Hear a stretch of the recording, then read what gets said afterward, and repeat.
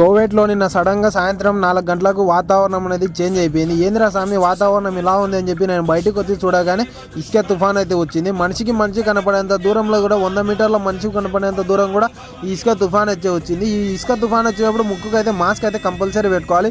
లేదంటే ఈ ఇసుక అనేది మన బాడీలో ఇసుక తుఫాన్ అనేది వచ్చినప్పుడు కళ్ళల్లో కానీ ముక్కులలో కానీ పోయినప్పుడు చాలా ప్రమాదకరం. ముక్కులో నుంచి బ్లడ్ కూడా కడుతుంది. కానీ మన పరిస్థితి అయితే చాలా మేలు. ఇళ్లలో పనిచేస్తున్న డ్రైవర్స్ అలాగే సిటీలలో పనిచేస్తున్న డ్రైవర్స్ అయితే వాళ్ళ పరిస్థితి అయితే చాలా మేలు. ఎందుకంటే ఈ ఎడారిలో పనిచేస్తున్న వాళ్ళకైతే పరిస్థితి చాలా ఘోరంగా ఉంటుంది. ఒంటేలు పొట్టేళ్ళు అవన్నీ చూసుకుంటూ ఎండ అయినా చలి అయినా ఇలా ఇసుక తుఫాన్లు వచ్చినప్పుడు అయితే వాళ్ళు వీటిని సహిస్తూ బతుకుతుంటారు. ఈ ఎడారిలో అయితే చాలా అంటే చాలా కష్టంగా ఉంటుంది. ఆయన ఎంత కష్టం ఉన్నా ఎంత సంతోషం ఉన్నా ఆయన నవ్వుతూ పని చేసుకుంటారు. ఎందుకంటే ఇంటి దగ్గర వాళ్ళ ఫ్యామిలీ సంతోషంగా ఉండాలని చెప్పేసి ఈ ఎడారికి వచ్చి గల్ఫ్లో పనిచేస్తున్న ప్రతి ఒక్కరు. అంతేగాని ఈ ఎడారిలో పనిచేసే వాళ్ళకైతే నరకం ఎలా ఉంటుందో అలా అయితే ఉంటుంది. కానీ ఇంటి దగ్గర ఫ్యామిలీ బాగుండాలనే